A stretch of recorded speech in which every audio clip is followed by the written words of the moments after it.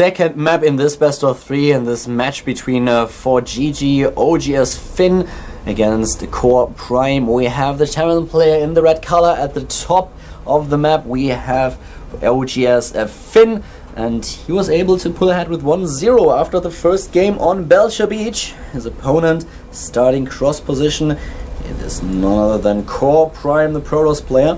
Once again, just a quick reminder, we are on the GSL version of the map, and on GSL versions you usually can only spawn on cross position, and one of the most important changes to the map takes place in the middle of the map. There are only blue mineral patches, there are no gold mineral patches, and I actually welcome this change. It's really nice to see changes in the GOM maps in order to make them a little bit more balanced, because in Zerg versus Protoss, the gold bases were just a huge benefit to the Zerg playstyle, and they could put a lot of pressure on the Protoss. And the same problem occurred when Terran were facing Zerg players.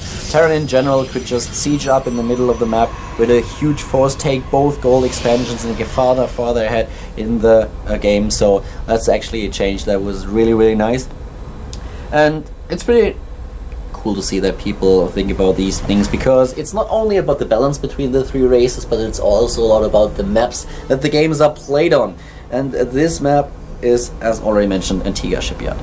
OGS Finn is now just going for the supply depot, throwing down a quick supply depot in order to prevent his opponent from sneaking into his main base. And usually the first Marine pops out at roughly 3 minutes and 8 seconds. So the probe has been sent out just in time in order to get into the main base, but Finn just prevented this by building the second supply depot, and therefore once again the Protoss has to play without scouting information whatsoever.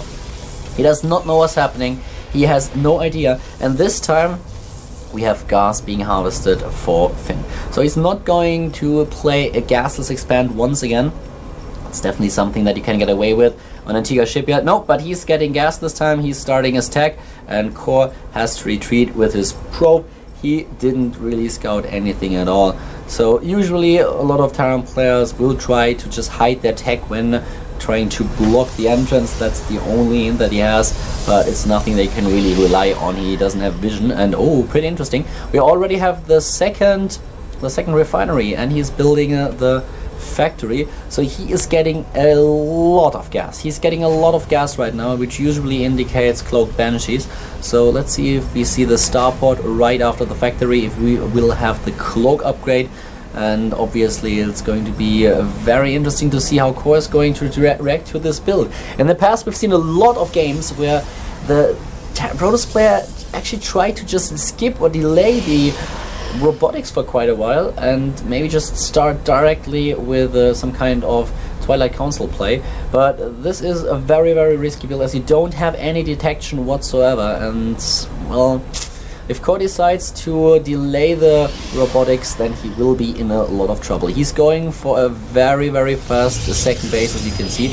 1 gate expansion now for our Protoss player from the Prime team, while the starport is already being built. There's the tech lab. We will switch in just a second, and then we will definitely see the cloak upgrade. Once again, oh, very nice. Wow, Finn is faking him out completely. Finn with the bunker and the Marines. So everything that Core sees right now indicates that there is an expansion in the back. He shows him exactly what he would see if there was an expansion hidden behind the bunker. Very well played so far by Finn, and this could actually, oh my god, it works. Oh god, he's going for the third nexus. He thinks that his opponent is going for a fast expansion and reacts by placing down another nexus, trying to get ahead in his economy. The meta game in this particular match is just insane.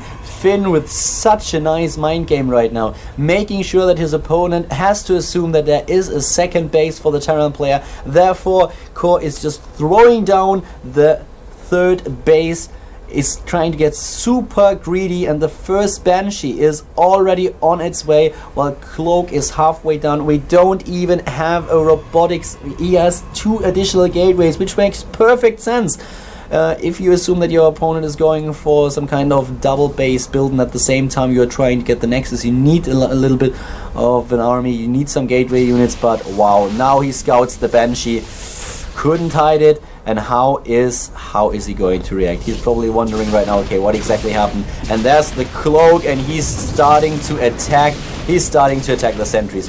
2 sentries are dead already. The second Banshee will be on its way in just a few seconds. He can't even kill another one. No, he's getting into the main base, trying to take down more and more harvesters. This is just a horrible situation for our Protoss player to be in. He is losing tons of units, halfway done the robotics facility. This is not gonna end well for Core. He lost so many units already.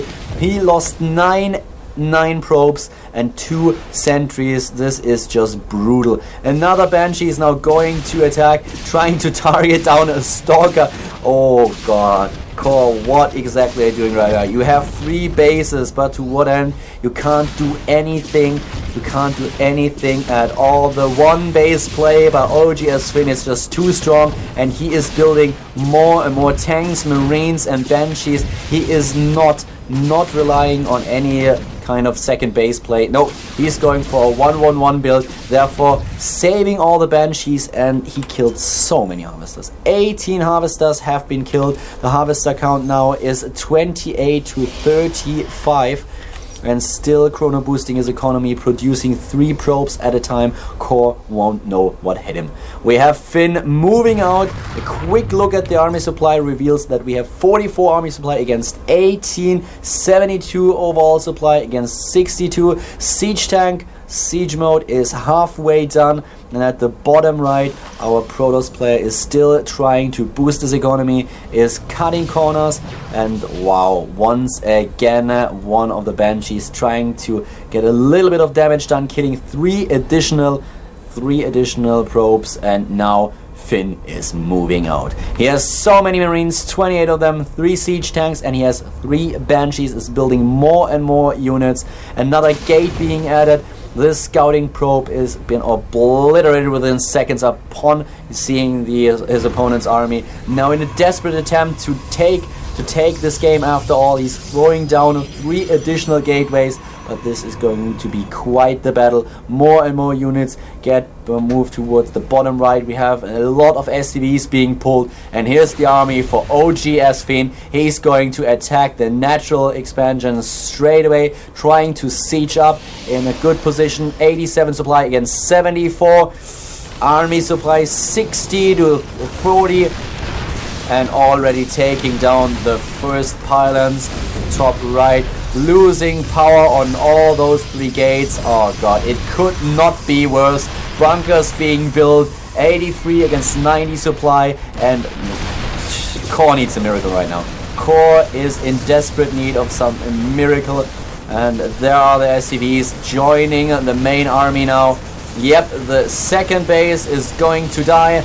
The bunker being built, and at the top the gates are being pressured. How many units do we have for Core? We have 1 Immortal, 8 Stalkers, 4 Sentries, but there is just nothing right now that he can do against this army, and Finn is trying to bait him into the tank fire, which is exactly what's happening. The Marines are now taking charge of the situation. The probes are fighting as well. The units everywhere trying to take on the tanks. Core is actually doing a lot of damage, but at the same time he's losing unit after unit in his main base. He's losing so many Stalkers right now. Probes that the tanks are gone except for 1 tank, and oh, ForGG lining up all of his Marines. The Marines take on the Stalkers. A lot of units being killed for Core. He's losing unit after unit. Drops in harvester supply down to 19. There's another small force attacking the 3rd base, taking down all of the probes. 57 supply against 34. All of the probes are now just dying, every single one of them. No, he's actually able to save 2, but that won't be enough. 10, 11 probes to 25 SCVs. More units dying, and this is just a slaughter. This is a slaughter. We have 8,000 resources lost for the Protoss player from the Prime team, and ForGG only lost about half of the resources his opponent lost during those attacks. The expansion, the 3rd base is dying, so back to 1 base. The player for the Prime team, and ForGG in his main base with now 3 barracks and 1 factory, and the starport is just building more and more units. He knows about the premium position that he's in and is just making sure that he's building up another army before attacking again. The income is in shambles. Only 500 minerals per minute. That's all there is for core. ForGG has 1000 mineral income per minute. He has gas income as well. This is just really bad. So far it looks like the Terran player from Team OGS is going to take the second game as well.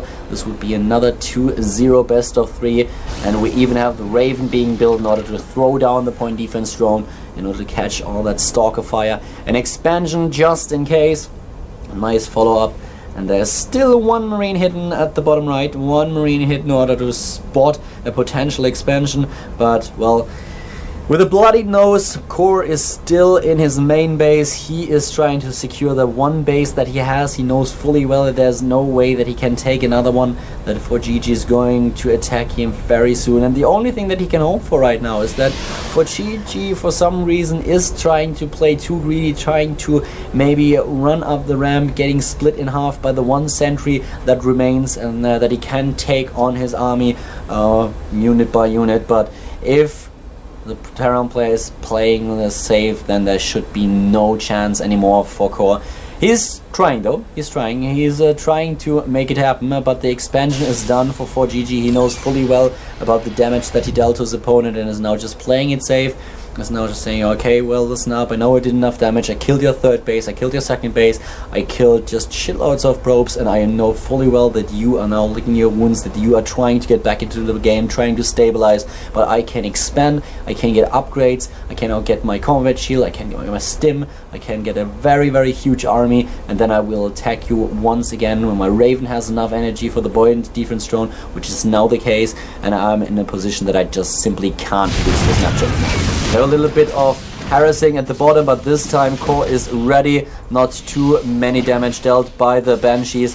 He can't do a lot about it because there are already observers everywhere. But just to give you a quick impression of how many probes ForGG killed over the course of the game, 68 workers have been annihilated by the Terran player, while the Protoss was only able to snipe 2 SCVs. And the Banshees, they just won't put an end to it. They are still trying to attack. Banshee play once again while the army of Finn is moving across the map. He has now 31 harvesters to 23 and a huge army, which we can see in the army supply. 80 army supply against 25. We have 43 Marines, 1 Raven, 7 tanks and 3 Banshees. There's still 1 Banshee trying to pull the units of Core to the left, and it succeeded, sieging up at the low ground. We have Finn, who will drop a point defense drone any second. Yes, he is, but there is already the GG, and this is it, 2-0. OGS Finn wins against Core Prime in today's GSL Code-Ed matches.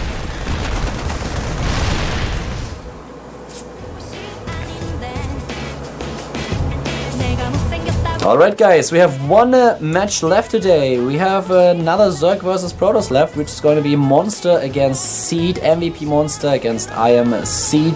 This will be the last match of the day, at least for the second stream. I'm Caldor, I hope that you enjoyed the show. Obviously there's a second stream as well, and if you didn't figure it out just yet, you can open 2 GOM players at a time. Just press F9 when you have 1 GOM player active. You will open up the settings menu, and then you can check the checkbox that says allow multiple instances of the GOM player to run, and then you will be able to load 2 GOM players and watch 2 streams at a time.